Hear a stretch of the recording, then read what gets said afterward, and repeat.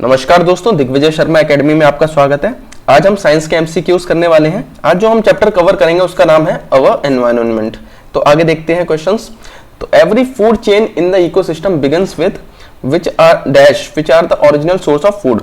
तो food chain start किससे होती है? तो फूड चेन हमारी स्टार्ट होती है प्रोड्यूसर्स से। ठीक है, सैप्रोफाइट्स होते हैं जो डेड डिकेइंग मैटर होता है उसको खाते हैं, जो बैक्टीरिया फंगस, वो सैप्रोफाइट्स होते हैं। पैरासाइट्स वो होते हैं जो दूसरे प्लांट से एनिमल पे डिपेंड करते हैं अपने फूड के लिए। तो पैरासाइट वाला प्लांट होता है वो आपने देखा होगा, ऐसे क्या है वो कोई भी प्लांट इंसेक्ट आ जाता है तो अपना क्या है वो बंद कर लेता है और उसको खा लेता है। हर्बीवोर्स होते हैं जो प्लांट ईटिंग एनिमल्स होते हैं। ठीक है, आगे देखते हैं। We should reduce the use of plastic bags, bottles etc because they are not durable, they are non biodegradable, they are made of toxic material, they react with atmospheric gases। तो वो non biodegradable होते हैं। ठीक है, इसलिए उनका use नहीं किया जाना चाहिए प्लास्टिक बॉटल्स का। वो क्या है, खाद में कन्वर्ट नहीं होंगे, वो बायोडिग्रेडेबल नहीं होते हैं, इसीलिए क्या है वो क्या है वेस्ट में कन्वर्ट नहीं होते हैं पूरी तरह से। वो एक बार आ गए हमारे एग्जिस्ट हो गए तो वो खत्म नहीं होते हैं, इसीलिए क्या है वो नॉन बायोडिग्रेडेबल होते हैं और उनका यूज नहीं होना चाहिए। आगे देखते हैं। Among the following choose the correct option which contains only biodegradable items. तो इनमें से कौन सा सिर्फ बायोडिग्रेडेबल है सारे के सारे, वो ऑप्शन हमें चूज करने हैं। तो वुड, पेपर तो बायोडिग्रेडेबल है लेकिन पीवीसी पॉलीविनाइल क्लोराइड ये नहीं होता है, तो ये वाला ऑप्शन गलत हो जाएगा। पेपर सीड्स होते हैं, डिटर्जेंट नहीं होते हैं। ठीक है, पेपर एनिमल एक्सक्रीटा ये वेस्ट प्रोडक्ट होता है, और वुड तो ये तो तीनों ही बायोडिग्रेडेबल है।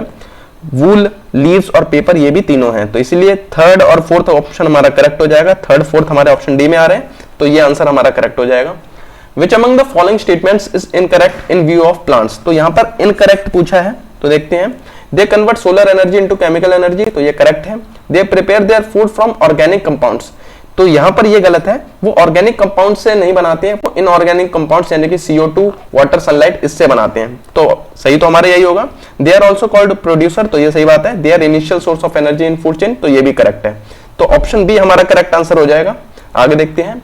इन a food chain the second trophic level is occupied by, तो सबसे पहला तो लेवल प्रोड्यूसर्स होते हैं, सेकंड जो होता है वो हर्बीवोर्स होते हैं। ठीक है, उसके बाद कार्निवोर्स आते हैं। ऑटोट्रॉफ्स तो ये प्रोड्यूसर्स को ही कहा जाता है, प्लांट्स को। ऑटो यानी सेल्फ, तो जो अपने आप फूड बनाते हैं वो ऑटोट्रॉफ्स होते हैं, तो करेक्ट आंसर हमारा हर्बीवोर्स हो जाएगा इसका। आगे देखते हैं। Green plants utilise -% of sun's energy to prepare their food by the process of photosynthesis. तो सन की एनर्जी का कितना परसेंट यूटिलाइज करते हैं ग्रीन प्लांट्स? तो ये 1% करते हैं, ध्यान रखना है आपको ये। The process of accumulation of harmful chemical substances like pesticides in the body of living organism at each trophic level of a food chain is known as. तो यहाँ पर क्या बात हो रही है, हम खाना वाना खाते हैं तो उसमें पेस्टिसाइड्स वगैरह यूज करे जाते हैं आजकल प्रोड्यूस करने के लिए, वो हमारी बॉडी में इकट्ठे हो जाते हैं, एक्यूमुलेट हो जाते हैं, तो इस प्रोसेस को क्या बोलते हैं? तो इसको हम बोलते हैं बायोलॉजिकल मैग्निफिकेशन। ठीक है, आगे देखते हैं। Which of the following may be conclusion of the excessive exposure of human to sun's ultraviolet rays? तो सन की अल्ट्रावायलेट रेज में हम ज्यादा एक्सपोज हो जाएंगे, ठीक है, ज्यादा उसमें निकलेंगे तो क्या क्या हो सकता है? तो इसके सन की अल्ट्रावायलेट रेज से हमारे कैटरैक्ट यानी कि आई डिजीज हो सकती है और स्किन कैंसर भी हो सकता है। ठीक है, लंग्स का इससे कोई लेना देना नहीं है, ना ही अल्सर्स का लेना देना है इससे। ठीक है, तो सेकंड और फोर्थ ऑप्शन हमारा करेक्ट है, तो सेकंड और फोर्थ ये ऑप्शन सी में आ रहा है, तो ये आंसर हमारा करेक्ट हो जाएगा।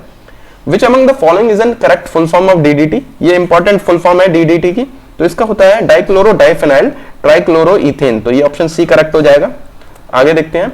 If 100 joule energy is available at the producer level in a food chain, then energy available to the secondary consumer will B.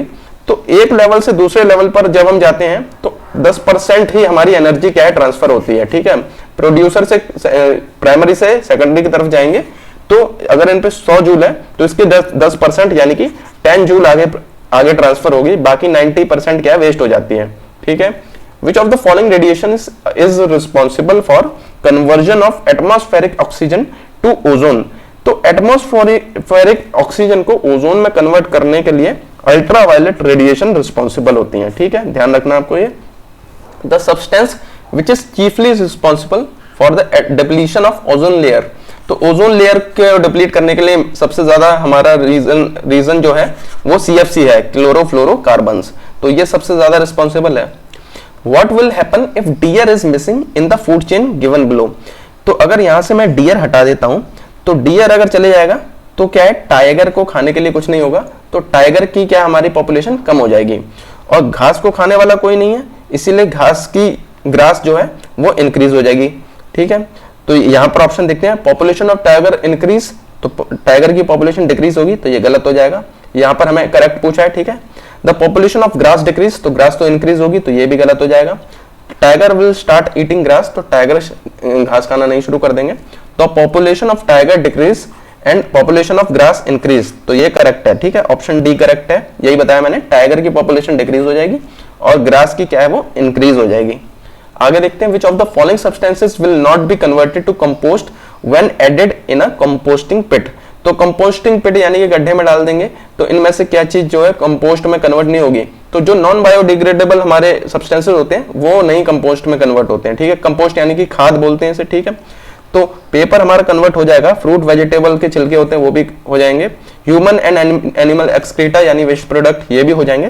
Plastic bag हमारे नॉन बायोडिग्रेडेबल होते हैं, तो ये नहीं होंगे। ठीक है, तो यही हमारा करेक्ट आंसर हो जाएगा। Global warming is a phenomena related to, तो जो ग्लोबल वार्मिंग होता है वो इवेपोरेशन, इकोलॉजिकल बैलेंस या डिजर्टिफिकेशन से इसका कोई लेना देना नहीं है, ये ग्रीन हाउस इफेक्ट से इसका पूरा लेना देना होता है। ग्रीन हाउस इफेक्ट ही इसका रीजन होता है। ग्रीन हाउस इफेक्ट का मतलब क्या होता है, हमारे अर्थ में हीट आ गई है लेकिन वो जा नहीं पा रही है, उसकी वजह से क्या है, अर्थ का ओवरऑल जो टेम्परेचर है वो इंक्रीज होता जा रहा है। ठीक है, तो ये ग्रीन हाउस इफेक्ट ही क्या है, फिनोमेना रिलेटेड है ग्लोबल वार्मिंग से। ठीक है, हमारे क्वेश्चन यही खत्म होते हैं। अगर आपको वीडियो पसंद आया तो वीडियो को लाइक जरूर कीजिए। अगर आपको ऐसे ही और वीडियोस देखने हैं तो आप AEES PRT कंप्लीट सिलेबस नाम की प्लेलिस्ट को जरूर चेकआउट कीजिए। यहाँ पर हम AEES PRT का पूरा सिलेबस करा रहे हैं। अगर आप दिग्विजय शर्मा एकेडमी के टेलीग्राम चैनल पर जाते हैं तो आप इसकी PPT डाउनलोड कर सकते हैं। अगर आप ऐसे ही वीडियोस और देखना चाहते हैं तो दिग्विजय शर्मा एकेडमी को सब्सक्राइब कीजिए। मिलते हैं अगले वीडियो में।